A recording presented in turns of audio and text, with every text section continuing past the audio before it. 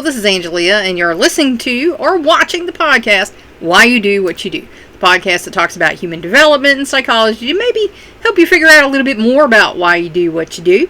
Last time we were talking about, some more theorists, and we're going to take back up on that. Some major internal theorists were Carl Jung, or Jung, as the Swedish might say. Their philosophy was psychodynamics, and the values were collective unconscious, which he believed, everybody shared. And then the goals were continuous personality development, that over time you were going to continue and develop and, become who you were. And then there was Abraham Maslow, which we'll talk about here in a minute. His philosophy was humanism. The values were human needs. And the goal was self-actualization, becoming who you were meant to be. Carl Rogers, his philosophy was also humanism. And his value was self-concept, having a concept of who you are.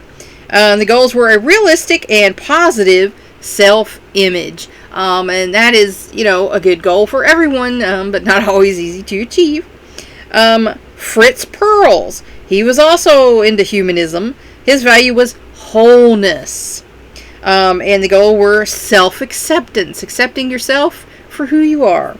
And then Rollo, his philosophy was existentialism.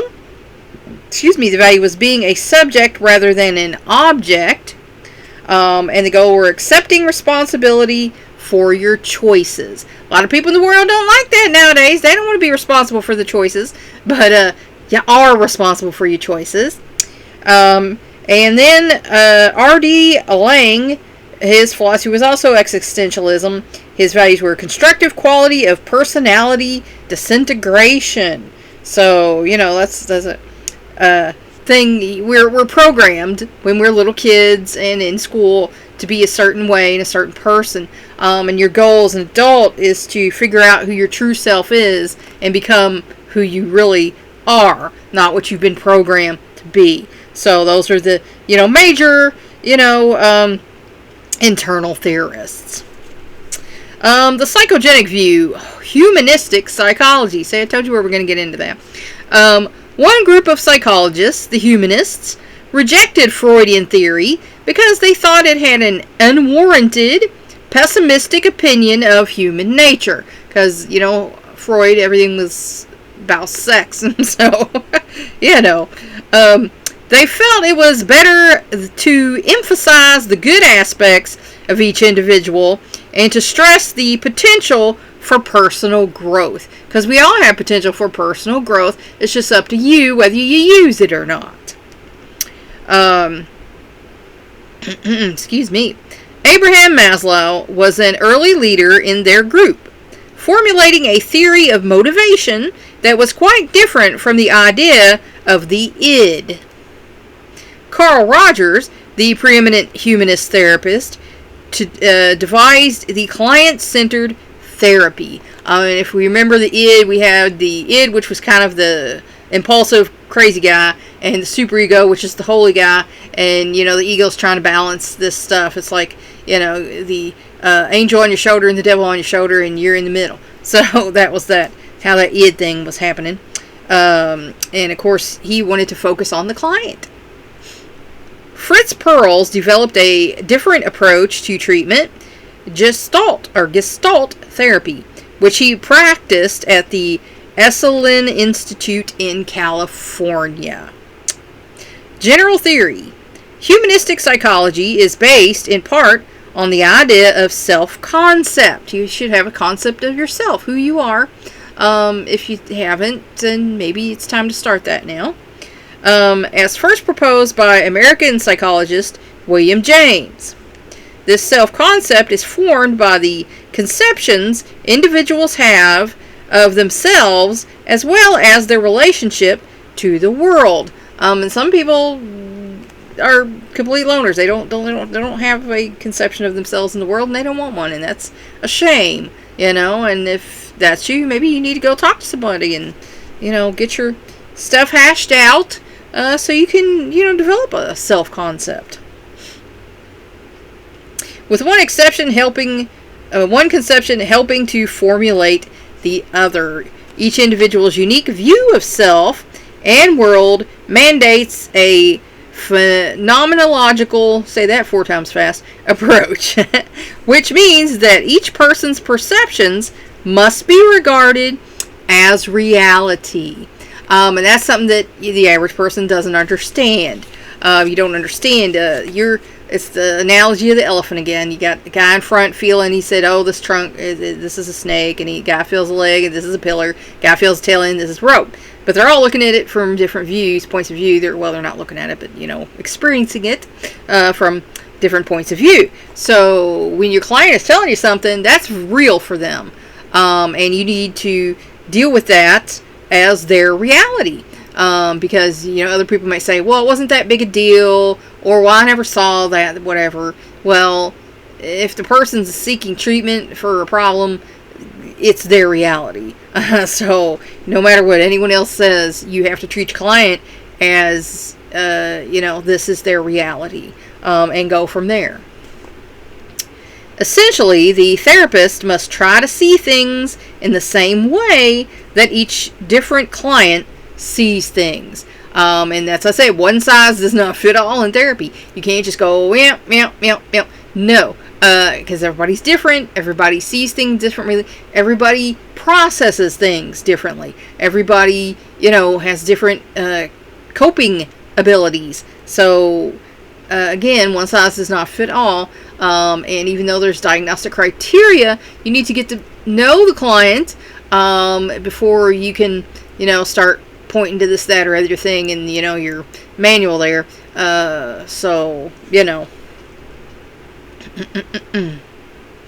Another important foundation of humanism is a positive view of human nature. And I think a lot of people don't have that. They hate people. They think people are all generally bad. And that's not true. Most people are generally good. But divisiveness is a problem, especially nowadays, as it has been in the past.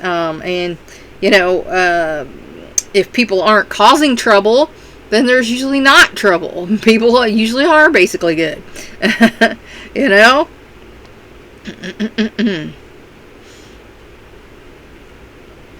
According to this view, if individuals are allowed to develop naturally, unencumbered by social restraints, they will develop positive characteristics such as creativity, sensitivity, and honesty. And there have been studies done on children to where they were allowed to do this. And I'm not all for that. But, there were positive outcomes. So that just goes to show you, if left to their own will, usually most people will choose to be good people. The role of the therapist is to help people realize their full potential as rational and emotional human beings. That is, to help people along the road to self-actualization, to be who you are meant to be, to actualize who you are. Because a lot of times who we are was not praised or even criticized for being who we are. You learn to be someone else. One of the goals in therapy is to help you to realize yourself and to actualize who you are. The many different humanistic psychologists have each added to the general theory in specific ways. Maslow and Rogers, in particular, contributed greatly to this movement. Abraham Maslow. Maslow's unique motivation theory was based on needs that he thought all humans had in varying degrees. He established a hierarchy of needs, that is, a ranked series of 5 different kinds of human needs. And number 1 is basic biological needs. Of course, we all have basic biological needs. Number 2, safety and security needs. We all want to feel safe and secure. Number 3, belongingness and love needs. We all want to belong, and we all want to feel loved. Number 4, self-esteem needs. They're are people who are going to be mean to you in life and tear you down, and that's going to affect your self-esteem. But you need to be able to build yourself back up. Number 5, self-actualization needs. We all need to be who we are as ourself, or, it's going to make us mentally off. We're not going to be all right because we're trying to be somebody that we're not. So, he made like a chart here, Mr. Maslow, or Dr. Maslow, and it kind of looks like a mountain in the way it goes. And it starts out with fundamental needs. Safety needs to feel secure, safe, and out of danger. Physiological needs to satisfy hunger, thirst, and sex drives. So there are children who are severely neglected. They don't even get their hunger needs met. And thirst needs. So that's going to mess them up, from the get-go. And then the psychological needs, belongingness and love needs, to affiliate with others, to be accepted and belong. And that's where some problems come up for some people. They're not accepted for who they are. They don't ever belong. My grandmother told me the story of my mom wanted to be one of the popular girls and hang out with them, and she was pretty enough, but they never accepted her for whatever reason. That she didn't. One of the things I heard about was the pantyhose situation. She didn't like to wear pantyhose. They all was wearing pantyhose, and they made comments about her being nasty or whatever because she didn't want to wear pantyhose. So, people were crazy. Esteem needs to achieve, to be competent. If you have a stroke, you're not always competent in speaking. Gain approval and recognition. And that's what, a lot of people call the climbing the corporate ladder thing. But, all of us want to achieve something in life. Hopefully, if you don't, maybe you need to look into that. And to be competent at what we're doing. I remember when I started a business and there was all this stuff, and I went to a small business administration meeting, and there was like these so many steps and things that we had to do, and I was like, oh my gosh. And eventually I got them all figured out and did things and got competent at that. And then when I went into starting a charity with an associate of mine, we had no idea. We hired a person to help us do that because we didn't know what we were doing. So we learned what we needed to do every year, and what we needed to, how we need to do this, and which can do and which can't do. And, so you learn your competencies. You're just not starting out and you know everything. That's a rare person that just falls into everything naturally. Maybe some athletes do that, but, most people don't. Gain approval and recognition. There are a lot of people who approved what I did. I worked a lot out in the west end of our city because there are people who think if you don't have this, that, and the other, you didn't go to this school, you didn't go to that school, that your education is not as valid as theirs, and blah, blah, blah. But there are people who actually really want help and are willing to, see you for help, especially if, you're being recommended by their church or their, community center or whatever. And everybody likes to be recognized. I had a few little awards that I got, and the first time another agency awarded me, I almost cried because I was like, oh my gosh, I never thought anybody would recognize me for what I was doing, because from certain avenues in my life, people were saying, oh, why bother, why do that, why, that's stupid or whatever. And so to be recognized by other agencies for the work that I was doing, in the community, that nearly just exploded my heart, because someone got it, someone understood, what I was trying to do, and it touched me more than I could ever say.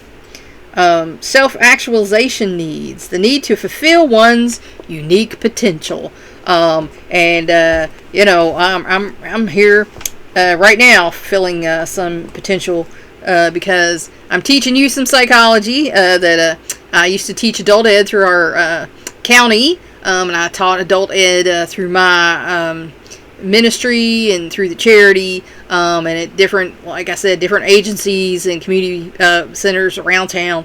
And when I became unable to physically go to a place, even part-time, Someone, I was already doing some videos on social media, sharing things. So someone said, you should get on YouTube.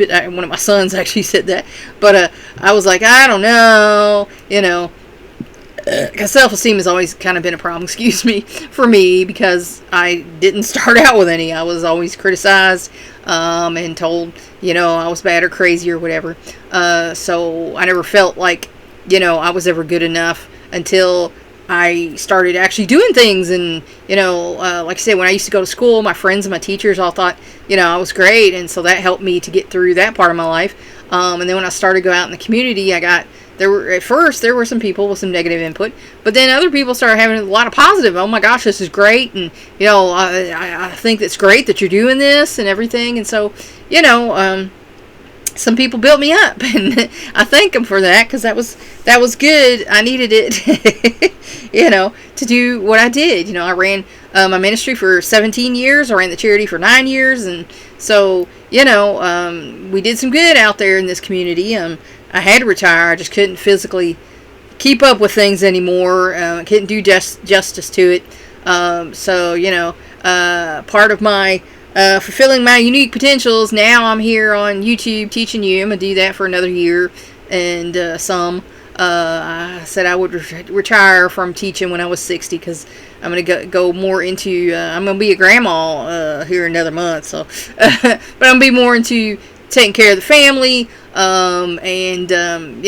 doing my creative pursuits a little more, put more time into that. And that's just how I've decided to do it. So Maslow believed that unless lower rank needs were met, there could be no significant movement to upper rank levels. And that's true. For instance, a woman who had an extremely deprived childhood may as an adult be overly concerned with fulfilling her safety and security needs. Consequently, she may devote all her time and money on food, stocking up on items she isn't even likely to use. And I know a woman, like that. Her pantry was always full, and she always had a lot of stuff, and she's trying to get people to eat this old stuff, and we were like, ugh. But she grew up during the Depression. And she said she remembers a time where they had to dig potatoes up out of the ground to have something to eat for dinner. So for her hunger needs did not get met. And this was her way of coping, is to stockpile all this food that she was never going to eat. I mean, you're never going to eat the amount of food that she stockpiled. To Maslow, this kind of stuck in a rut living was at the foundation of abnormal behavior. And I'm sure you've heard you're stuck at this level or that level, and a lot of pop psychology throws that around. But that is true. If you don't get a basic need met, you're stuck, or as Freud said, fixated on this level. That causes problems in your life. He even developed the notion of the psychopathology of the normal. You wouldn't think maybe that would be a problem, but sometimes it can be. This means that people who live up to all their various role expectations, such as parent, citizen, lover, friend, can still find their lives to be empty and feel alienated. And that's probably because they're not being their actual selves. There's no self-actualization. They're living the life that they think is expected of them. They're being who they were conditioned, trained to be. So they're not living their life. They're living this life that was written down for them. Someone said, this is how you do it. This is how you need to be.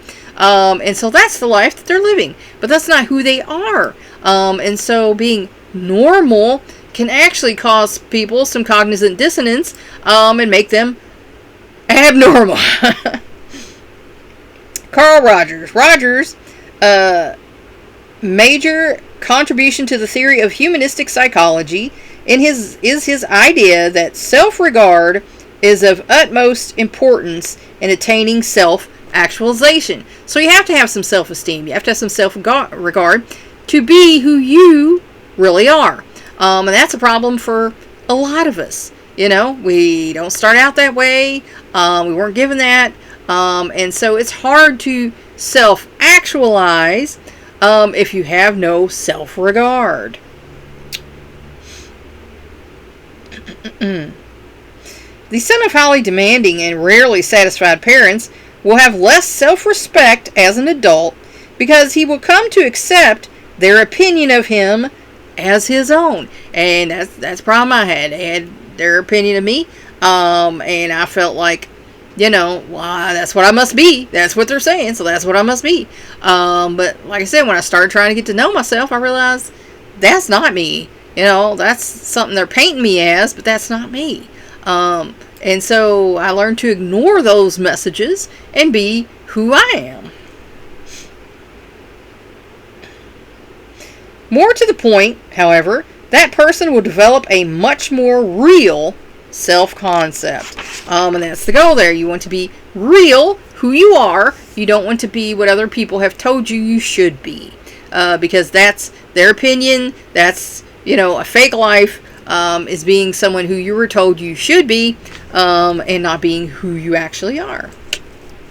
If parents or other important adult figures continually place conditions on a child's behavior in order for that child to gain their love and acceptance, chances are that the child, when grown, will continue in that pattern.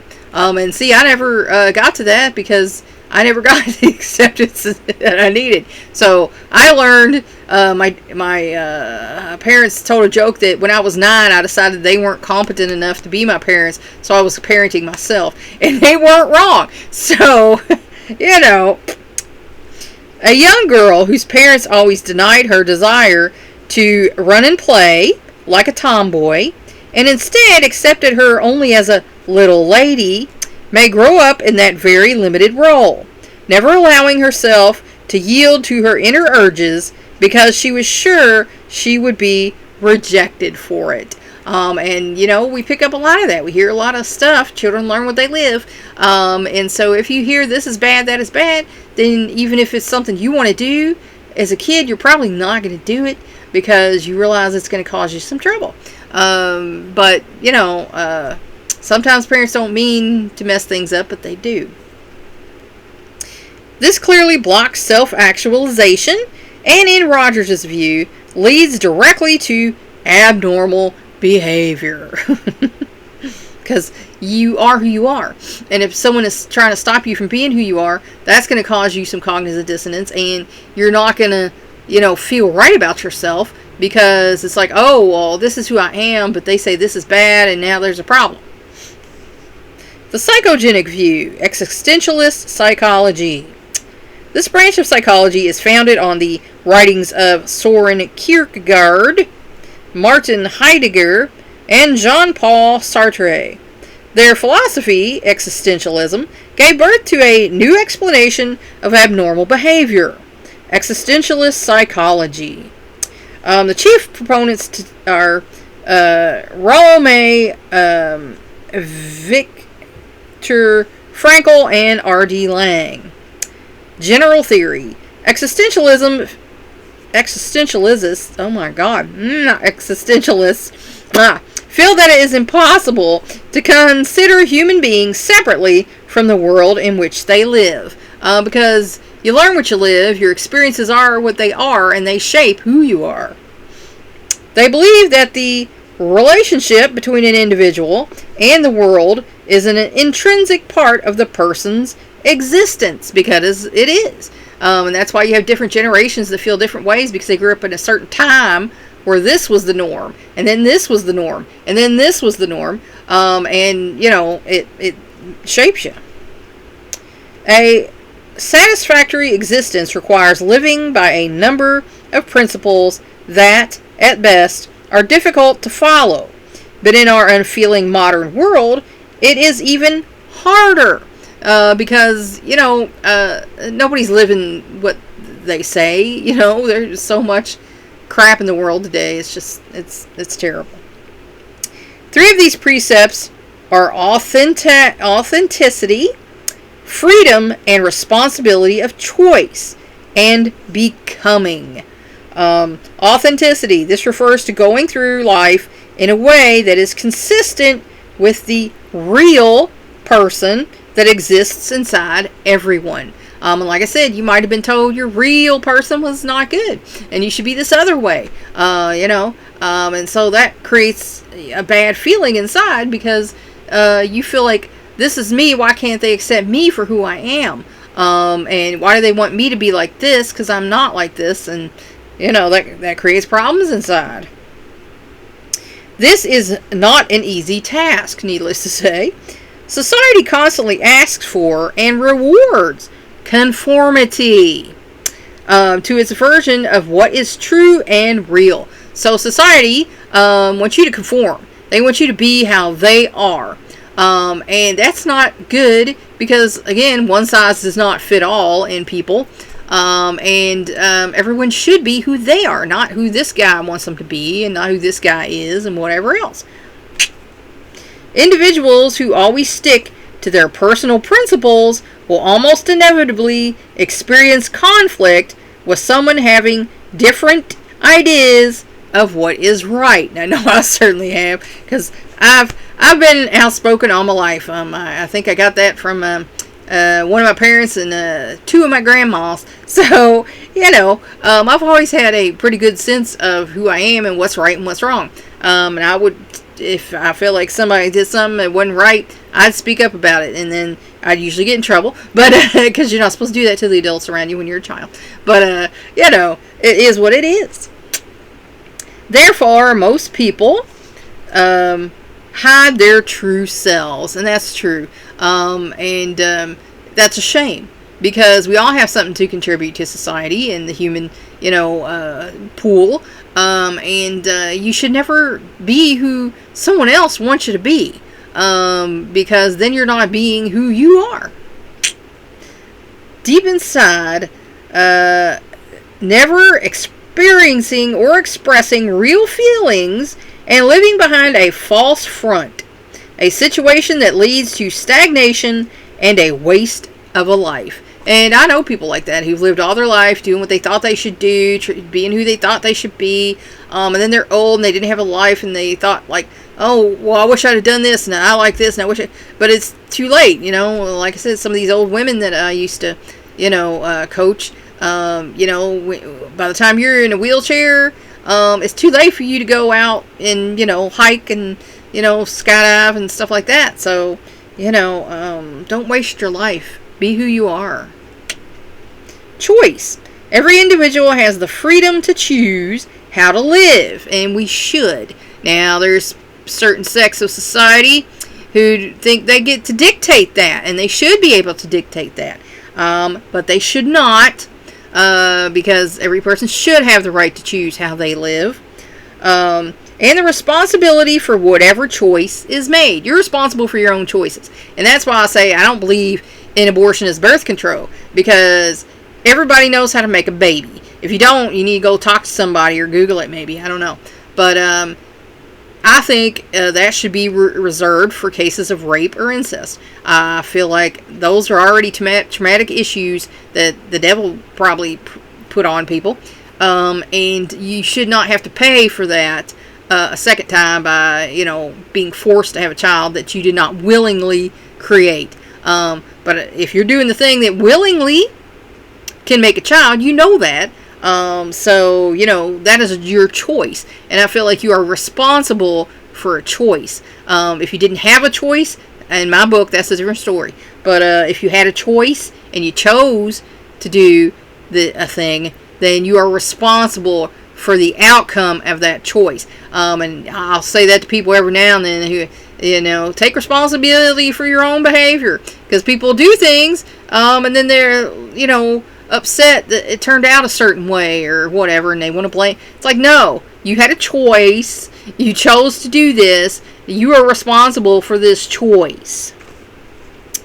Opportunities to choose between living authentically and following the group are constantly provided, and individuals must learn not to make their choices blindly. Because that's what some people want. All they want is fit. They want to conform, be just like everybody else, keep up with the Joneses, and that's how they want to be. And that's living so-and-so's, Mr. Jones's life and Mrs. Jones's life. That's not living your life. That's not who you are, and you're not living an authentic life. Individuals are always aware of choosing against their inner principles. And you know it. Whenever you make a choice that's against, your inner self, your conscience, your spirit, or whatever, you know it. You feel it. And, if you don't believe that, you're in denial, is what I'm going to say. Nevertheless, even knowing that, in the long run, it is not to their advantage. If it is not to their advantage, they will often select the wrong course. Because so many people just want to fit in so bad and conform to, everybody else around them. They won't be themselves because they're afraid people are going to point and say and whatever. I learned to not even worry about that because people are going to say what they want to say. I made a comment on a YouTube post, yeah, and there was like 24 people commenting on it, and I was just like, I'm going to ignore every single one of them because I don't care what they think. It took me a while to get there. I used to care what people thought. And eventually I'm just like, you know what? I don't even care no more. So I ain't even going to look at it. They build their own lives and, in effect, choose to be unhappy. Because if you're choosing to be like so-and-so, you're not going to be happy because you have an inner self. And your inner self wants to be itself. It's a piece of spirit that is a certain way. And everybody's different and unique. And if you're trying to be like everybody else and conform and, be like Joe over here and John over here and, Jane over here, then you're not going to be happy with your life because you're not living your authentic life. As Sartre said, I am my choices. And that is true. Everything you choose is who you become. So, I would say make good choices for yourself. There's a lot of people out there making bad choices. There's a lot of people making choices based on what other people want of them, when they should be looking into themselves and making choices based on who they are and what's best for their life. So that's where I'm going to leave you for today. I hope that helped you figure out maybe a little bit more about why you do what you do. Please like and share this educational program. That's what it is, an educational program. It's not designed to treat or diagnose any mental illnesses. If anything I said triggered you or seems to be a problem in your life, then by all means go and talk to your mental health professional. Excuse me. If you want to help me out, subscribe to my YouTube channel. If you want to help me out even more, go to my Patreon page and become a patron. Thanks for watching or listening. That's all for now. Until next time.